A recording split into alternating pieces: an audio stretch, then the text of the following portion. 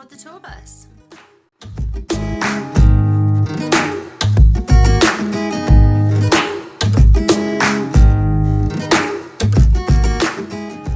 Hi, my name's Sarah and thanks for joining me today. I'm going to give you a little tour of my bookshelf. For those of you who are subscribed, you might have noticed that in my April wrap-up and made TBR video, I'm finally sitting in front of a bookshelf. This is a new addition to our family, a slightly more photogenic bookshelf. Is it photogenic if it's on a video? Videogenic? It's probably still photogenic. Anyway, a more photogenic bookcase than my main one. So ever since my adult reading life took off, my books have lived in a big, I think it's dark brown but it looks black, IKEA Expedit. And actually when we first moved into this house, the bookcase did sit here, but it is quite imposing because it's dark, because it's big, and because of the amount of books I have. I had custom made my own tiering system. So the Expedit is the bookshelf that's the cubes, and they're quite deep shelves. So what I had done is I'd put shoe boxes at the back of all the shelves to have a layer of books, and then a small, like a shorter tier on the actual shelf in front of them. So it was like double layers of books in each shelf. So it did kind of take over the room. So for the past few years it's been living in my study upstairs, which is quite a neglected room. Even when I'm working from home I tend to sit on the sofa rather than sit up in my study. So yeah, my books kind of get forgotten about. And as my divorce progresses and I start to look around what is now solely like my home rather than it's obviously shared with my children, but as the sole adult in the house, there are certain things that I want to change to the way the house looks to make it more my own and kind of erase the past a little bit. So one of the things I really want is to have books as a more prominent feature of my home, not just for me, but because I also think for the kids it's really important to have books around them in the home. I grew up in a house that was filled with books, and I do think it's contributed to my love of reading, and I want to try and do as many things as I can to encourage that love in my children. They've got their own bookcases in their rooms as well, and yeah, I just wanted to reclaim my space a little bit too. So this is the first of my new bookshelves. I'm hoping to have a couple of smaller ones dotted about as well. And it did occur to me that as I pull books out of my Expedit, it means there's more space for books, which maybe I might lift my book buying ban that I put on myself a few years ago, mainly because I was running out of space to keep them, more than a concern that I would never read all of them. And actually since I put that ban on, I have made a really good progress in chipping away at my unread books, and I think it's okay to lift that ban now. It's not that I ever completely adhered to it anyway, and I don't think I would go back to the levels of book buying that I used to do, just because I think I've honed my tastes down more in the past few years anyway. So I am more picky about what books I would spend money on and have take up space in my house anyway. So yeah, I'm excited about that. But today I thought I would take you just on a tour of this particular bookshelf, because as I was filling it up I tended to pick out either books that were favourites, books that I will be reading in the near future, and just interesting books, not necessarily favourites but ones that have stuck in my mind, and I just kind of, I don't know if that's a bit of a vanity thing or a conversation starter kind of concept, but I thought because this is in the living room, I thought it would be nice to have certain books here in case anyone wanted to borrow them or wanted to ask about them. Sorry, there's people shouting in the street outside my house, so I'm sorry if you heard that. A bit strange because, you know, lockdown, and I live in a really quiet area. People don't tend to shout in the street that much. Anyway, what was I saying? Yes, that was it. So yeah, just interesting books on this shelf. So I thought this is probably a better one to take you on a tour of, rather than whatever's left on my main bookshelf.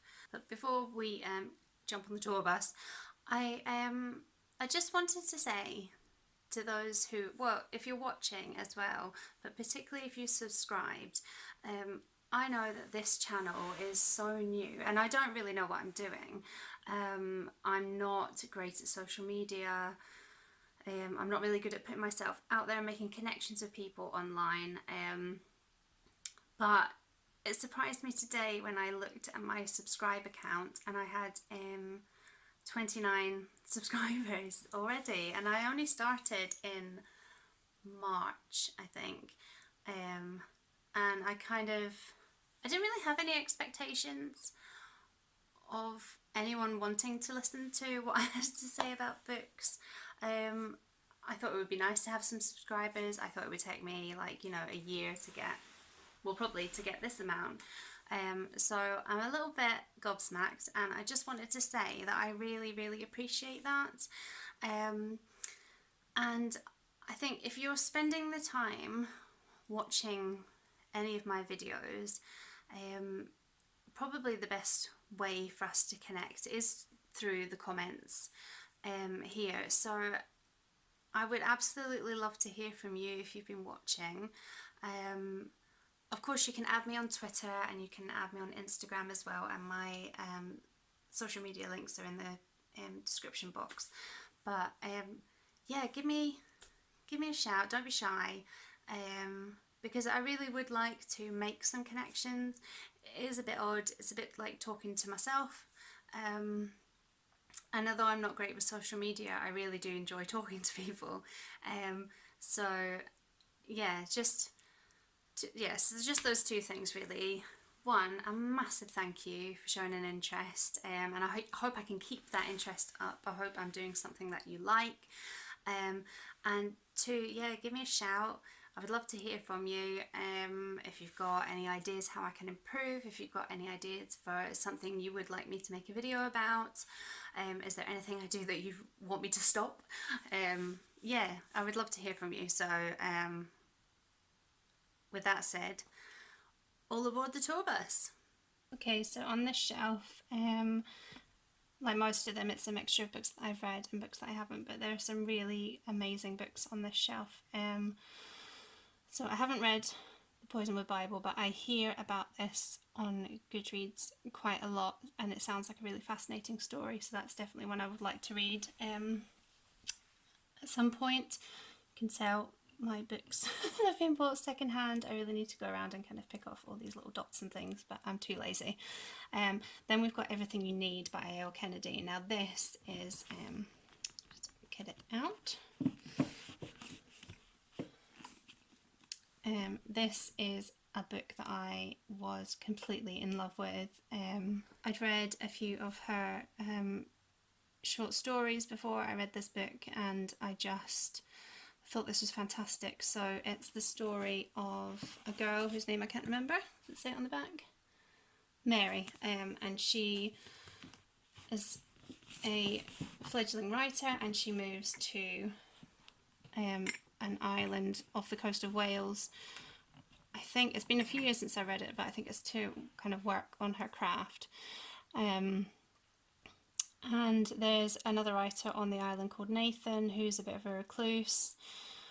And unbeknownst to Mary, they have a family link, and it's just about how their relationship develops. And yeah, I can't remember a lot about it now that I'm trying to talk about it, but it's really emotive. I loved the characters and I really enjoyed it, which made it a little bit more disappointing when I read Serious Sweet last year.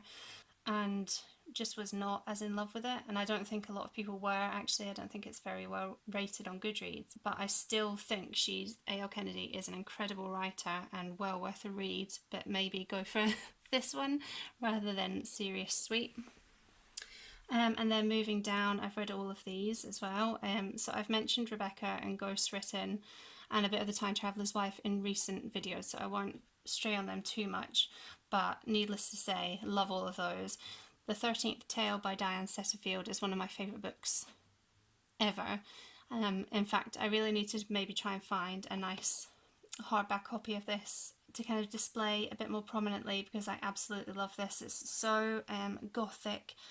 It's about a woman who is commissioned as a biographer for a mysterious female writer who has written a book with 12 stories in it, and the 13th tale is missing. And the writer is notorious for never giving an accurate description of her life. Her stories always change, they're always a bit out there. But she has decided on this random biographer to write about her life and trust her with this 13th tale. It's full of, dysfunctional families and mysteries, and I just think this is an absolute mind blower of a book. I also read her Once Upon a River as well, and that's just fantastic. I think she's an amazing writer. These books here, I haven't read any of these. This one I bought. I'm not too sure. I mean, look at the size of this thing. This is a big boy. And as you can see, I got it from one of my favourite places to buy books, new, FOP. They do really good deals on books, and I haven't taken the sticker off this. And I think really the fact that this was a bit of a bargain is why I took a bit of a gamble on it, because I'm not a massive fan of huge books, although these are all quite big.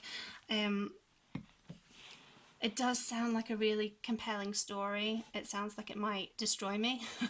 I think it's quite a tough read, but I have heard really good things about it, so yeah, definitely I do plan on reading it. I'm just a bit intimidated by it. Then we've got The Heart's Invisible Furies by John Boyne. This is another one that you hear a lot of good things about, and it's actually on my TBR for later in the year. And then we have The Namesake by Jhumpa Lahiri. I haven't read this one, but I have read her other book, is it The Keeper of Maladies? Interpreter of Maladies, I think.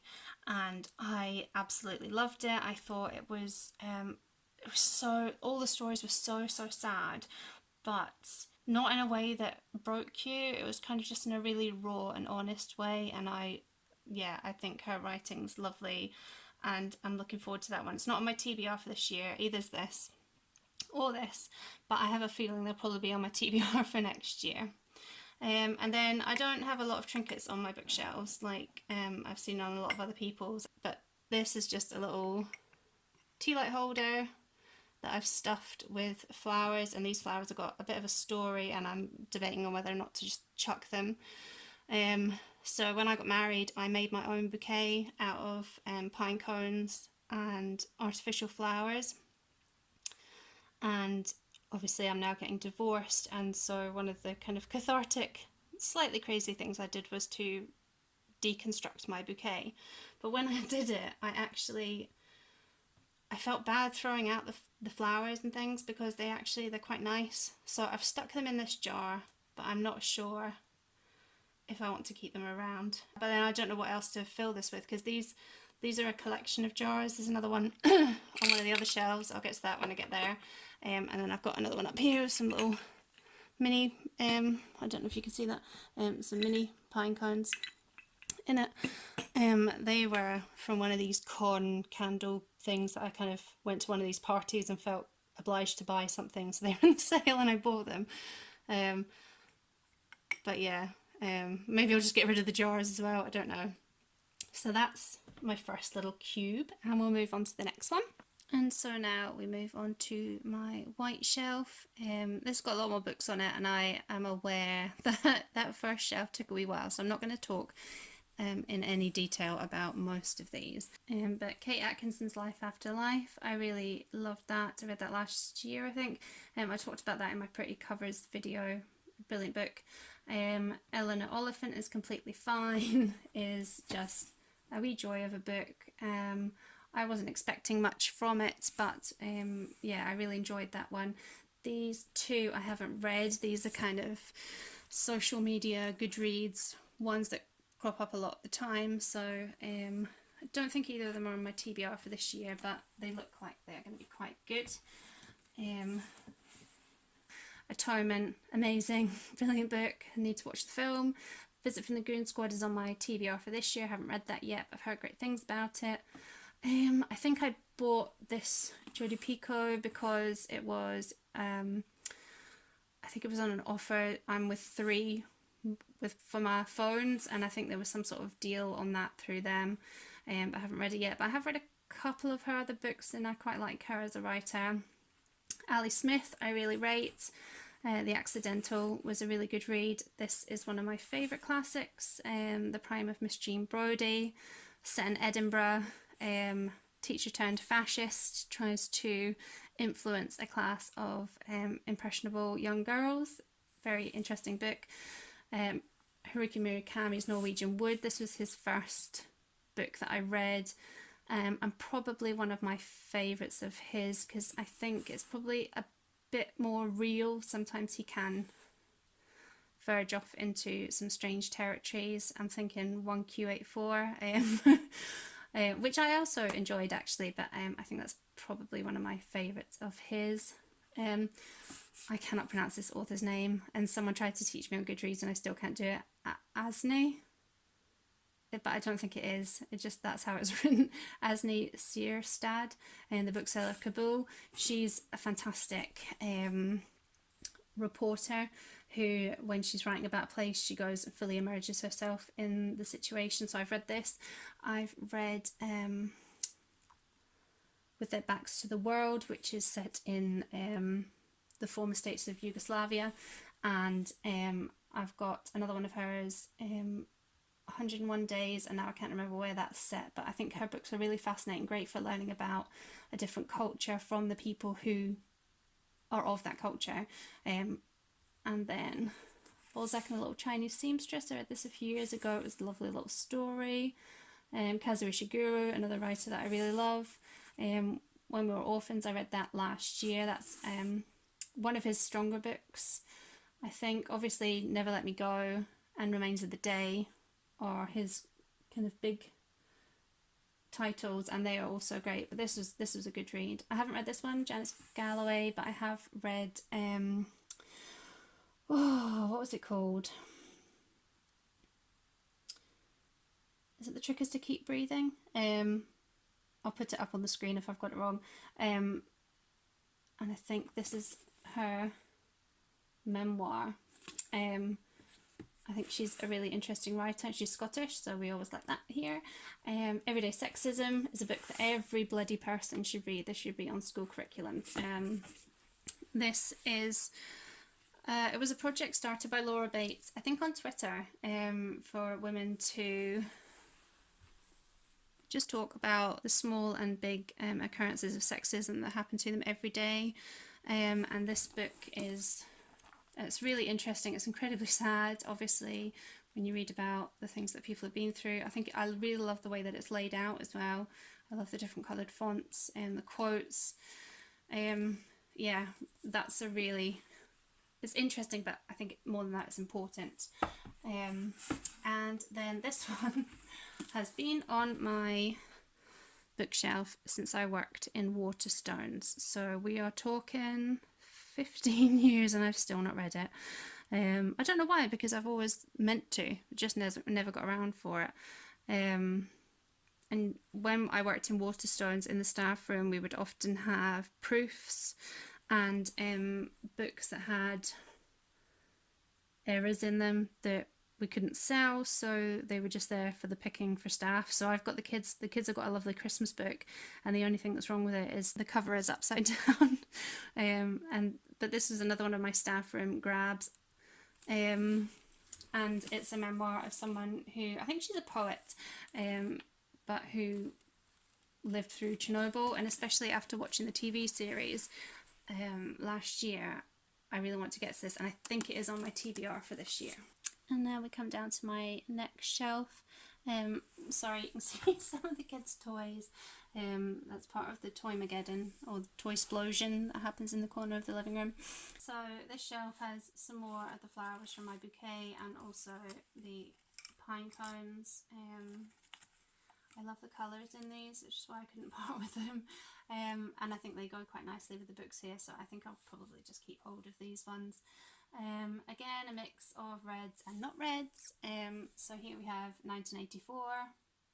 Phenomenal, amazing, everyone knows that, don't need to go into that anymore.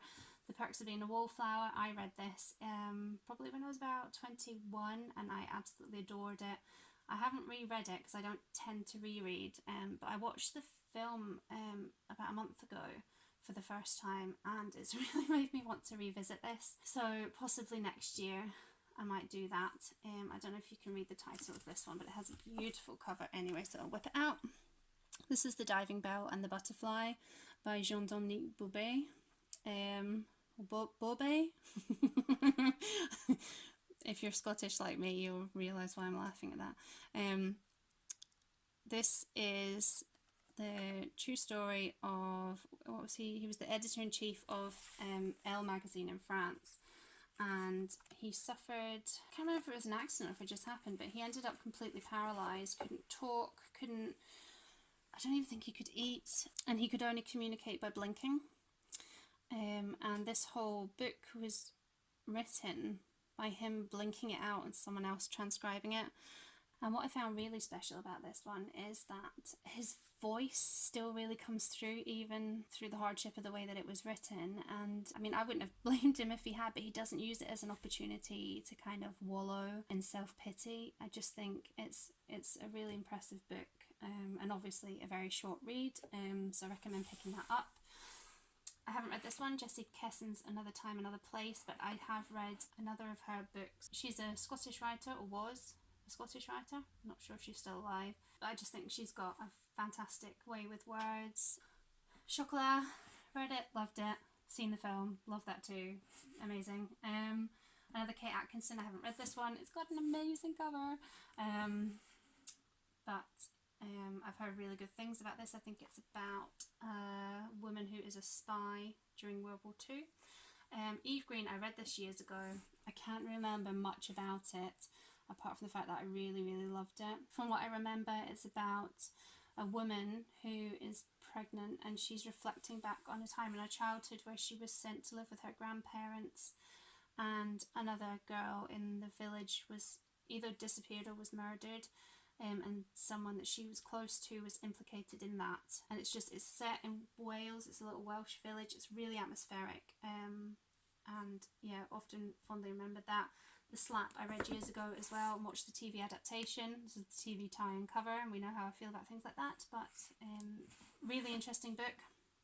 Basically, there's a family bar, there's set in Australia, and there's a family barbecue, and someone's kid is acting a little bit unruly, and someone else, not of his family, slaps him. And this is all about the fallout from that, different people's perspectives. It's really interesting, gave me an insight into the Greek population in Australia, which I didn't know anything about. And the TV adaptation is incredible as well, so I recommend both of those. Wild, I haven't read yet. I think it's on my list this year, I'm not sure. Another one of my FOP purchases, movie tie-in, but it is Reese Witherspoon, so I'll forgive it. And I bought this as kind of one of my divorce, cheating, recovery books, so I'm pretty sure that must be on my TBR this year for that reason. And then continuing on my blue theme, I've got this little collection of books here. I've got another one of these jars. Oh my god, this one really needs a dust. Sorry guys.